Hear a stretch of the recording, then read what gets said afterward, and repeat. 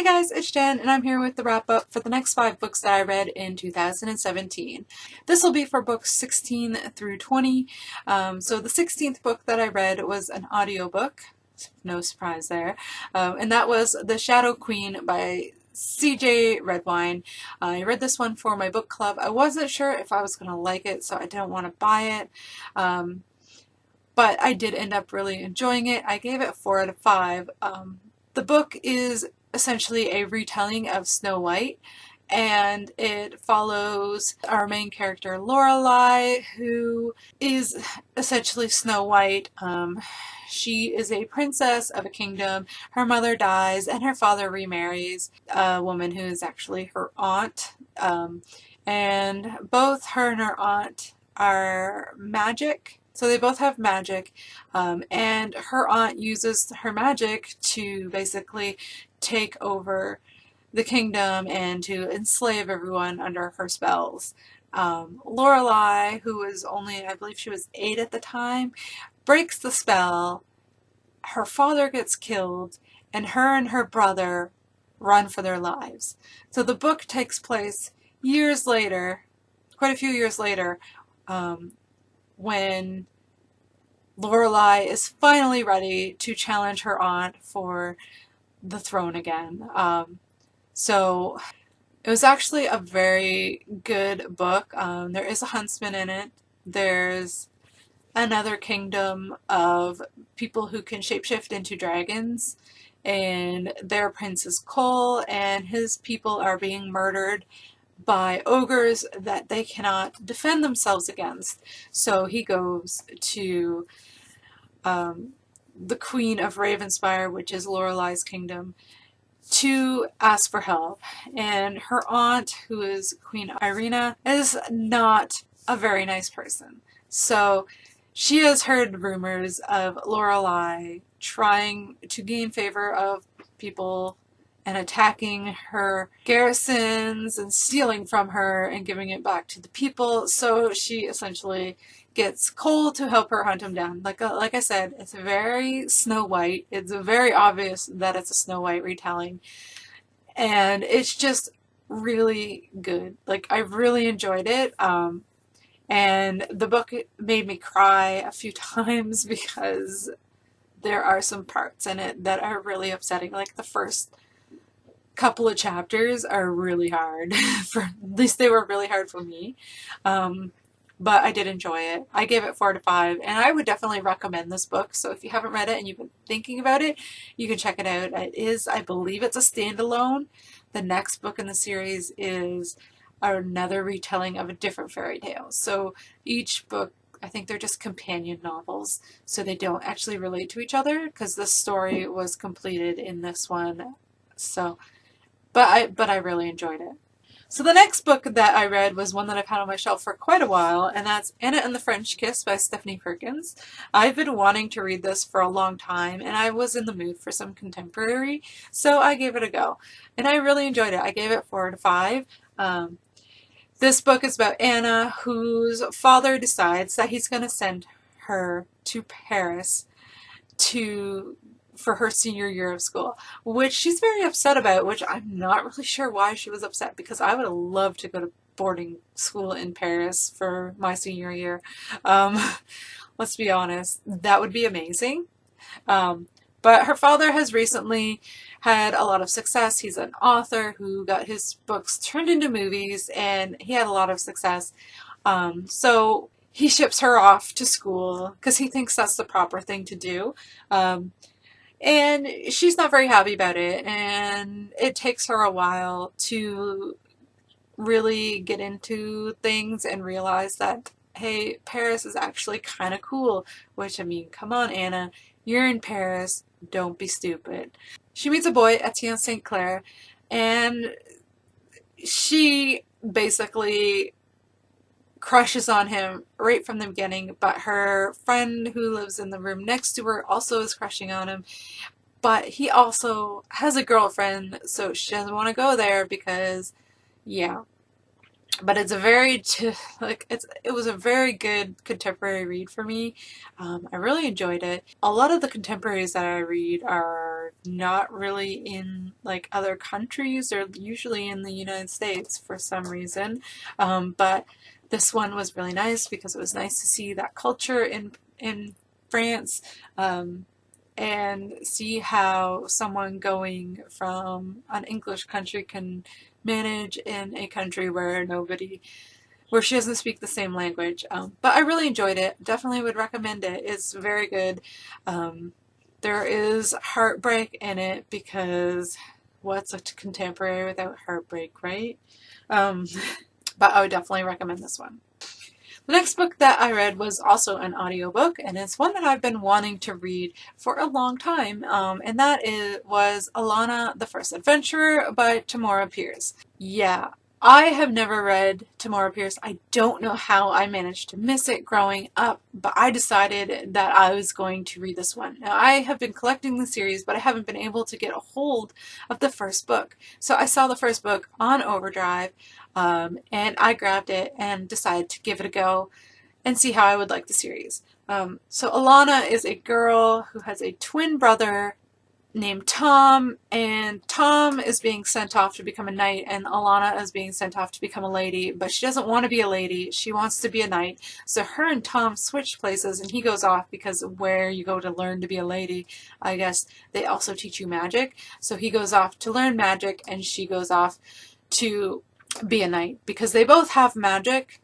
And that's what Tom really wants to pursue. He's just not into the whole knight thing, but he's the firstborn son, and that's just supposed to be what he does. So they're identical, pretty much. Nobody can really tell them apart. Alana chops off her hair and goes in Tom's place. Of course, the person that she's traveling with knows, but he knows that Tom is not a very good knight, and if Tom were to go, it would be somewhat embarrassing for him as the person who trained him. So he, after a little persuading, he is okay with the switch, and they just take it as it goes. This is a fantasy series, and I really enjoyed it. I'm so glad that I finally read it, or at least read the first book, because I didn't read the rest of it yet. But I'm so glad that I finally tried some Tamora Pierce. I can see why everyone loves her, and I can't wait to read more by her, because I have the rest of this series, as well as another series of hers to read, because I kept hearing that she was so good, so I kept seeing them on Book Outlet and Book Depot, and I just kept buying them, because why not buy a whole series when you don't know if you like it or not, right? You're right. But I did give it a 4 out of 5. I will definitely be continuing on with the series. So the next book that I read was my 19th book of the year, and it is a very controversial book. So this book was for my online book club, which we read one book every 3 months. So I was like, I'm going to read it, even though I had been hearing some pretty controversial things about it. I still decided that I was going to give it a try and see what I thought. So that book is Carve the Mark by Veronica Roth. So going into this book, I had heard that it was full of like racism and ableism and just a whole bunch of things that people didn't like. But I decided to go in with an open mind, and knowing this, I still didn't see the supposed blatant racism. I don't know if it's just because of who I am, but I didn't see it. This is a science fiction book that follows, has 2 different alternating points of view. There's Kyra, or Syra, I'm not sure how you say her name, I believe it's Kyra, but I'm not sure, who's a person of one culture who has a magic, because I guess has an ability, because everyone gets an ability at a certain age, and her ability just so happens to be one that causes pain and gives her pain. So I guess what people are saying is that the ableism was because of the pain, and I didn't really see that. I don't live with chronic pain. My husband does. but he hasn't read this book. He's not going to read this book, so I'm not going to be able to ask his opinion on whether he feels like it's portrayed properly. But yeah, I didn't think that it was a huge issue. Because I mean, I do see him going through having issues every day, like especially on colder days, his pain is worse. And we live in Canada, so there's a lot of cold days, especially right now. So I didn't really see that. The second character is Akos, who has a different sort of talent. I'm not really going to go over it because it's not in the synopsis, and I don't want to spoil that. Their abilities are called their current gifts. But I didn't really see the issues that everyone else was seeing, because I thought that both of the cultures were a mixture of different skin colors, and I kind of saw them all as the same. But I mean, I might make a video about this because I do have a lot to say about it. I think I might make a video and do like a book talk for it. So I guess look out for that. I don't really want to talk about it too much in this video because I do have a lot to say, and I don't want this video to be too long. So I'm probably going to do a book talk on this one, just to talk about it a little bit. But I did enjoy it, and I gave it a 4 out of 5, and if that makes people hate me, I'm sorry, but I enjoyed it, and that's just how it is. So the 20th book that I read in 2017 is The Painted Girls by Cathy Marie Buchanan. This is a book by a Canadian author, so I got my first Canadian author of the year read. It's a historical fiction that follows 3 sisters, and at the beginning of the book, their father has died, and they are behind on the bills, and 2 of the girls are going to dance school, and the other sister is just finding work where she can. She used to be in dance school, but she wasn't pretty enough, I guess, so she goes and finds work where she can. She does extras. She goes as an extra on the stage for dancing because she's fine for that. I guess she's fine for that. But yeah.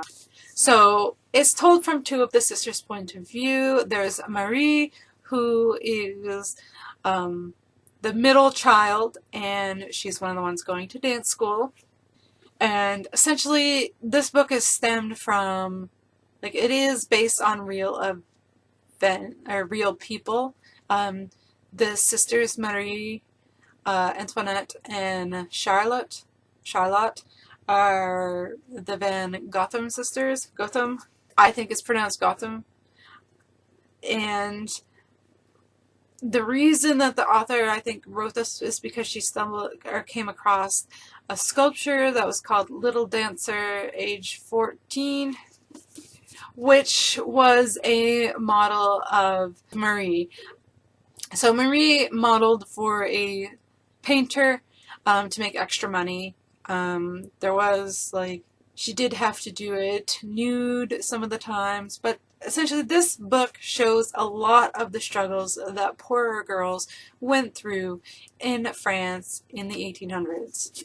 Because this is based in 1878, and their family just doesn't have any money. Their mom is a laundress, and she's an alcoholic and addicted to her vices, and she skips work and stuff. So it is basically up to the girls to pay the rent and get enough food for them. But so it was very interesting. I really like historical fiction and having like that glimpse into an older time period to see how people lived. And I feel like this was probably fairly accurate. There was a lot of girls who had to prostitute themselves out, and just, you know, it wasn't a good time to really be, like, I don't think I would have wanted to live then, because it just seems like it would have been very hard, because my family was a poorer family growing up, so I probably would have had like similar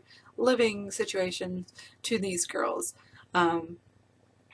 And I don't like to think of myself being in that. So it shows their lives throughout a few years.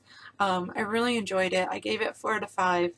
I will definitely be looking for more by the author because I thought this one was so well done. I didn't think I was going to like it as much as I did, but I did really enjoy it. I had a really hard time deciding if I wanted to give it a 4.5 or a 4. I decided on the 4 just because I thought, oh, if I'm thinking about it, then I'll give it the 4. But yeah, I really enjoyed it. I really was in the mood for some historical fiction. This is a very shiny book. um, but yeah, I I don't know what it was, but I read 2 books based in Paris during this wrap up, and I really enjoyed them. So I think I'm gonna look for more books based in Paris and see how I feel about them, because apparently it's something I'm really enjoying right now. These are some of the next 5 books that I read this year. Let me know down below if you read any of them and what your thoughts are, and I'll see you guys later. Bye!